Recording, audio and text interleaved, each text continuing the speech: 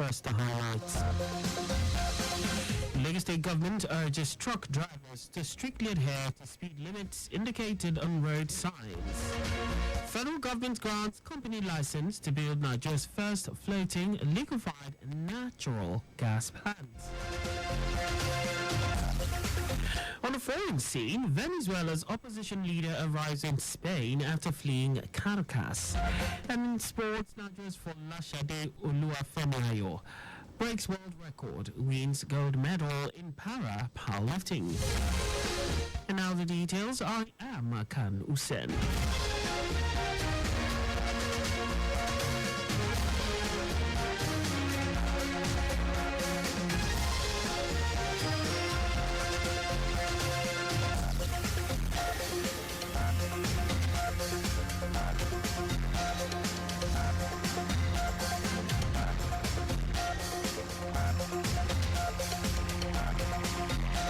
The special advisor to the Lagos State Governor on Transportation, Shola, has urged truck drivers to adhere to the speed limits indicated on road signs provided by the state government.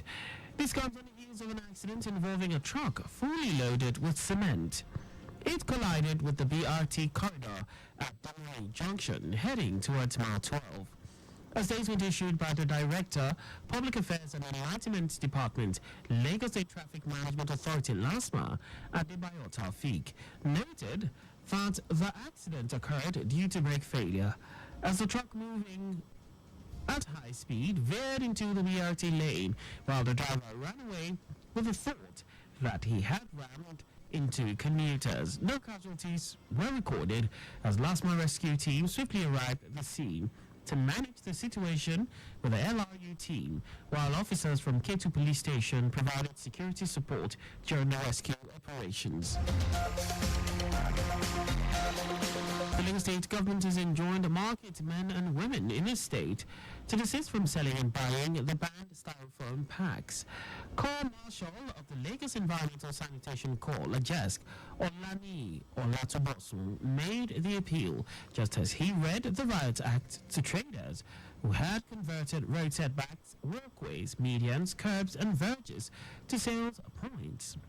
Olatubosun declared that the state government has zero tolerance on the sale, usage and distribution of styrofoam packs in the state, noting that there is no going back on this resolve. He pledged that the agency will exhaust all lawful enforcement options to reduce hawking and street trading within the metropolis. The Association of Hajj and Umrah Operators of Nigeria, AHUON, has threatened to pull out of the Hajj Commission preparations for 2025. In a communique signed by the national president of the association, Abdulateef Ekundayo, said it will pull out over the seized 2.75 billion naira belonging to agents, which was seized by the National Hajj Commission, NACON. Ekundayo appealed to the new NACON chairman, Abdullahi Usman, to ensure proper closure of the 2024 operation books before the commencement of the 2025 operations. Operatives of the National Drug Law Enforcement Agency, NDLEA, have intercepted consignments of cocaine and pharmaceutical opioids at 3 courier firms in Lagos.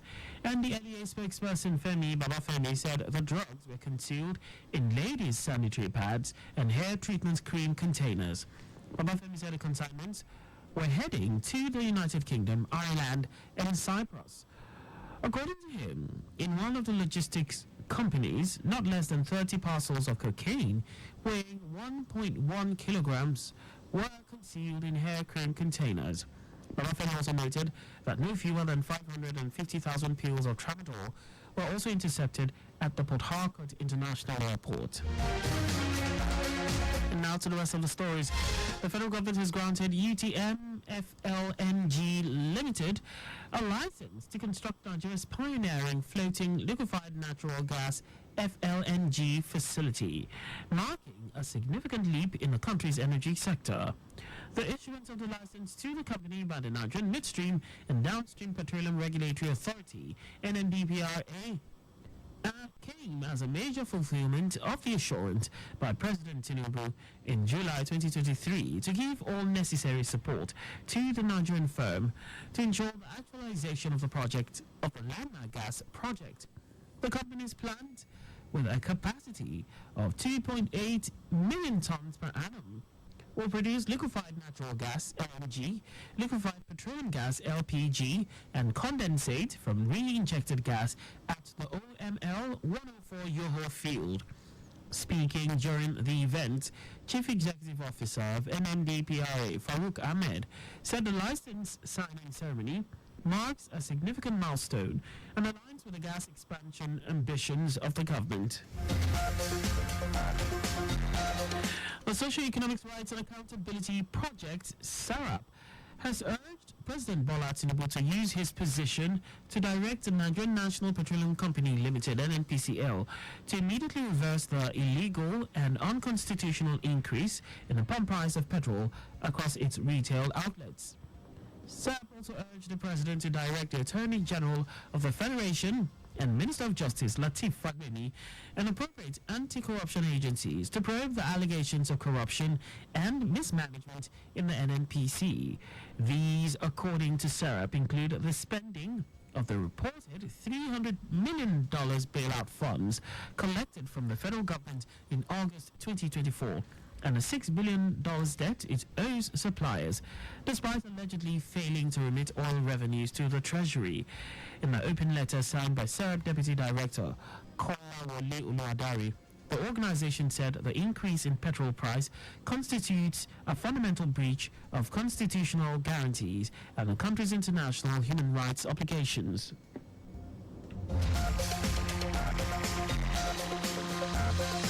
And now to foreign news. The opposition candidate in Venezuela's recent presidential election has arrived in Spain after fleeing his homeland. Gonzalez has been in hiding in Venezuela with an arrest warrant issued for him after the opposition disputed July's presidential election result, which gave incumbent Nicolas Maduro a third term. His departure came as security forces in Venezuela had surrounded the Argentine embassy in the capital Caracas, where 6 opposition figures have been sheltering. In our sports, Nigeria's Folashade Oluwafemi has broken her world record in the women's over 86 kilograms para powerlifting, becoming the first para athlete in history to lift 166 kilograms. She also added a gold medal to the record. It is an incredible performance from Oluwafemi, who takes Nigeria's overall tally at the Paralympics to 7 medals overall. In a related move, Flora Ogunwa claimed a silver medal in the women's javelin F54 category with a remarkable throw of 19.26 meters, finishing second in a highly competitive field. Bose Omalayo, in the women's 79 kilograms powerlifting category, lifted an impressive 145 kilograms to secure the silver medal for Nigeria. Issa Ogunkule earned a bronze medal in the men's singles Class 4 para table tennis event to become the first Nigerian athlete to win an individual medal in para table tennis since the Sydney 2000 Games. And that's all for all the news at 6. Just before we go, maintain adequate distance from the vehicle ahead of you to avoid collision. You can follow us on like all our various social media platforms. On X at Traffic Radio 961, Facebook Lagos Traffic Radio 96.1 FM, Instagram Lagos Traffic Radio 961. On YouTube, subscribe and watch us live on our channel Traffic Radio 961. You can also visit our website on www.trafficradio961.ng. Did you know that under the Sanwo-Olu administration, London launched the Lagos State Blue Box Recycling Initiative? You can get more details on the Lagos State government's website. To end the news, here are the highlights of the major stories. The Lagos State government, the special advisor to the Lagos State governor on transportation, Shola has urged truck drivers to adhere to the speed limits clearly indicated on road signs provided by the state government.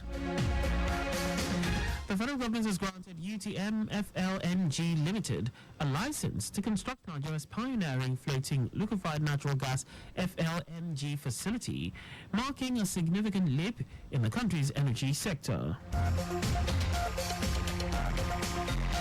We also told you that the opposition candidate in Venezuela's recent presidential election has arrived in Spain after fleeing his homeland. And in sports, Nigeria's Folashade Oluwafemiayo has broken a world record in women's over 86 kilograms powerlifting, becoming the first para athlete in history to lift 166 kilograms. For contact with the newsroom, please send a message to info@trafficradio961.ng. And that ends the news broadcast compiled by Kayode Mafalashe. I am Akan Usen. Thanks for listening and please stay safe. Good evening.